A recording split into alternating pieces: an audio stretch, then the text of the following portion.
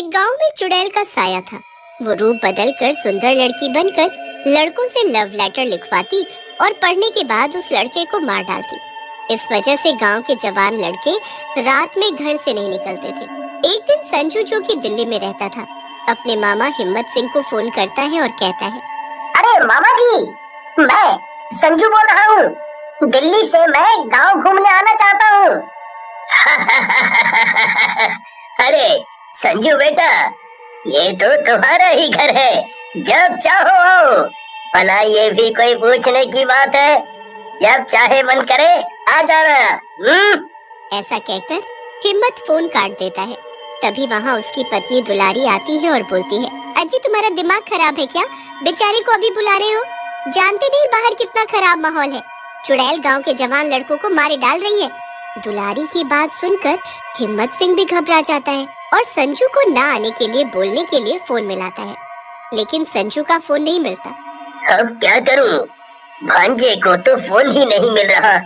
दुलारी कह तो सही रही है, पर अब क्या कर सकते हैं?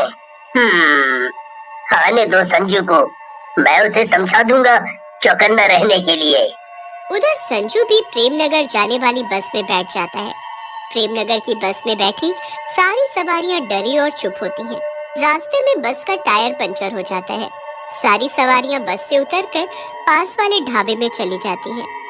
संजू बस के ड्राइवर के पास जाता है और पूछता है, अरे भाई, बस ठीक होने में कितना टाइम लगेगा? मुझे रात होने से पहले प्रेमनगर पहुंचना है।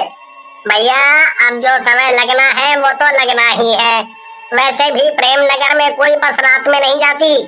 अगर ज्यादा लेट हो जाएंगे तो इसी ढाबे पर ही रात गुजारनी पड़ेगी। ऐसा कहकर ड्राइवर बस का टायर बदलने में लग जाता है और संजू भी ढाबे के अंदर चला जाता है और एक टेबल पर बैठ जाता है। काफी देर हो जाने पर संजू वापस बस वाले के पास पहुंचता है और पूछता है, भैया अब कितना टाइम लगेगा? तुमने तो बोर ही कर दिया। इतनी देर में तो पैदल ही पहुंच जाता मैं प्रेमनगर। भैया देखो, आज तो ये बस चलने से रही, क्योंकि थोड़ी देर में रात हो जाएगी और तुम्हें जल्दी जाना है, तो जैसे आप कह रहे हो वैसे ही चले जाओ। 11 नंबर की बस पकड़कर। बस 5 किलोमीटर है प्रेमनगर यहाँ से। बस वाले की बात सुनकर संजू अकेले ही गांव की तरफ निकल जाता है। ये ड्राइवर भी ना, जब देखो मुंह चलाने लगते हैं। इन्हें क्या लगा मैं जा नहीं सकता? मैं अकेले ही पैदल चला जाऊंगा।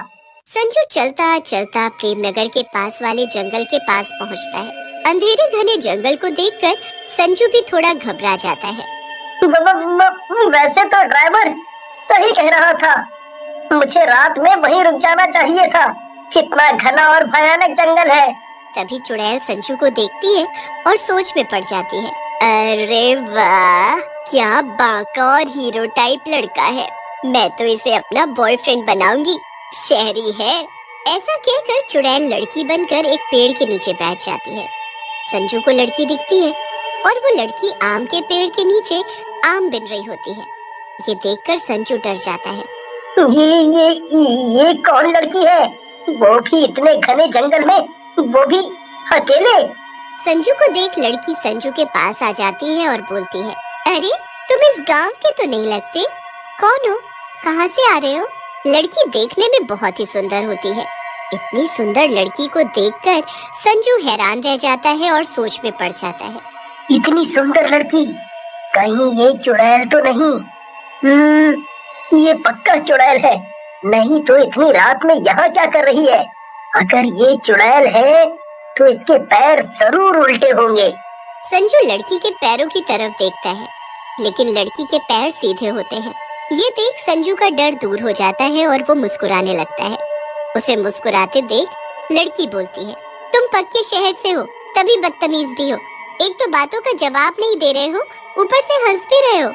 लड़की की बात सुनकर संजू बोलता है, नहीं, मैं संजू हूँ और दिल्ली से अपने मामा से मिलने आया हूँ।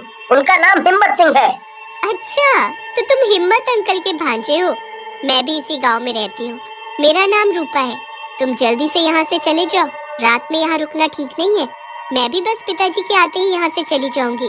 रूपा की बात सुनकर संजू वहाँ से चला जाता है और हिम्मत सिंह के घर पहुँच जाता है।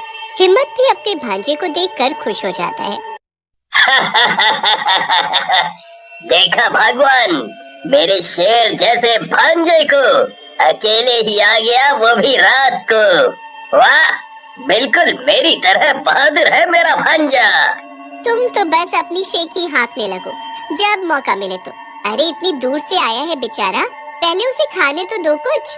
फिर संजू रोटी खाकर सो जाता है और अगले दिन रूपा की तलाश में गांव में घूमने निकलता है। रूपा उसे एक घर के बाहर खड़ी दिखती है।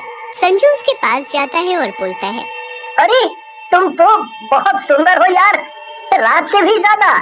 संजू की बात सुनकर रूपा हंसने लगती है और बोलती है, अच्छा मैं इतनी सुंदर हूँ तो कल मेरे बारे में कुछ अच्छा सा लिख कर लाओ, मैं कल तुम्हें उसी बाग में मिलूंगी। ऐसा कहकर रूपा वहाँ से चली जाती है। संजू भी घर पर आकर पन्नों में रूपा के लिए कुछ लिखने लगता है। फिर संजू रूपा के लिए एक लव लेटर लिखकर ले जाता है और रूपा को दिखाता है। अरे वाह शेरी बाबू, तुम तो बहुत रोमांटिक हो, मजा आ गया लव लेटर पढ़कर। रूपा की बात सुनकर संजू भी खुश हो जाता है और बोलता है, चलो मेरी मेहनत सफल हो गई। पता है इस लेटर के चक्कर में मैं रात भर नहीं सोया। अब तुम कल लिख कर लाओ मेरे लिए। फिर संजू और रूपा वहाँ से चले जाते हैं और अगली सुबह रूपा भी संजू के लिए लेटर लिखकर लाती है और संजू को पढ़ने के लिए देती है।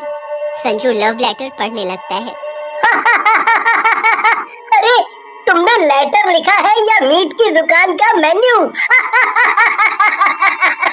ये क्या है? तेरी गर्दन हो मेरी तलवार, काट कर तेरा गला खून पीऊं मैं लाल। ये कौन लिखता है? संजू को ऐसे हंसता देख रूपा को गुस्सा आ जाता है और वो बोलती है, भला इसमें क्या गलत लिखा है? हमारा लव लेटर तो ऐसा ही होता है। अगर तुम्हें मैं पसंद नहीं तो दफा हो जाओ यहाँ से। संजू रूपा को गुस्से में देख चुप हो जाता है और रूपा को समझा बुझाकर शांत कर देता है और फिर वो दोनों वहाँ से चले जाते हैं। संजू को खुश देख हिम्मत सिंह संजू से पूछता है, क्या बात है भांजे, बहुत खुश नजर आ रहे हो, कहीं कोई लड़की का मामला तो नहीं? मामा तुम तो अंतर्यामी हो, तुम्हें कैसे पता? मुझे आपके गांव की एक लड़की पसंद आ गई है। अरे बेटा, ये कौन सी लड़की की बात कर रहा है तू? इस पूरे गांव में रूपा नाम की कोई लड़की नहीं है, कहाँ मिल गई तुझे? उन दोनों की बातें दुलारी भी सुन रही होती है। दुलारी बोलती है, अरे तुम दोनों मन चले मामा भांजे चुप करो, मुझे सब समझ आ गया है।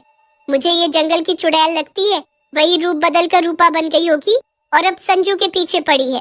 चुड़ैल का नाम सुनकर संजू घबरा जाता है और बोलता है, चुड़ैल, मामा मामी बचा लो मुझे, मैं कहाँ फंस गया? और उसने मुझे कल नया लव लेटर लिखकर जंगल में बुलाया है। संजू की बात सुनकर दुलारी बोलती है, बेटा वो अपने शिकार से पहले लव लेटर लिखवाती है और फिर लेटर पढ़ने के बाद उसे मार डालती है। मामा मामी मुझे बचा लो, मैं मरना नहीं चाहता, मुझे बचा लो इस चुड़ैल से।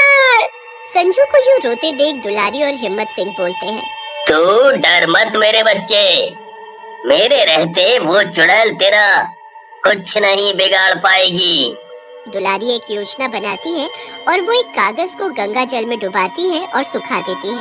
फिर संजू उस पर लव लेटर लिखता है, बेटे ये हमारी आखिरी उम्मीद है, रात में जब तू चुड़ैल से मिलेगा तो ये लव लेटर उसे पढ़ने के लिए दे देना। फिर संजू और दुलारी हिम्मत सिंह रात में चुड़ैल की बुलाई हुई जगह के लिए चले जाते हैं। दुलारी और हिम्मत सिंह संजू से थोड़ा पीछे होकर छुप जाते हैं। वहाँ चुड़ैल रूपा के रूप में आती है। अरे वाह मेरे प्रियतम, आज तो तुम मेरे से पहले आ गए। लाओ मेरा लव लेटर, जरा पढ़कर मैं भी तो देखूं क्या लिखा है आज तुमने। जैसे ही वो लेटर पढ़ती है वो चुड़ैल बन जाती है। अरे दुष्ट, इस लव लेटर में क्या जादू कर रखा है तूने, मुझे जलन हो रही है। तभी दुलारी बाहर आ जाती है और कहती है, चुड़ैल जी अब आपके रोमांटिक होने के दिन गए, अब आप इस दुनिया से जाने की तैयारी करो। ये आपका आखिरी प्रेम पत्र है, इसमें पवित्र गंगा जल लगा है, आप थोड़ी ही देर में जल जाओगी। सचमुच थोड़ी देर में चुड़ैल पूरी तरह जलकर भस्म हो जाती है।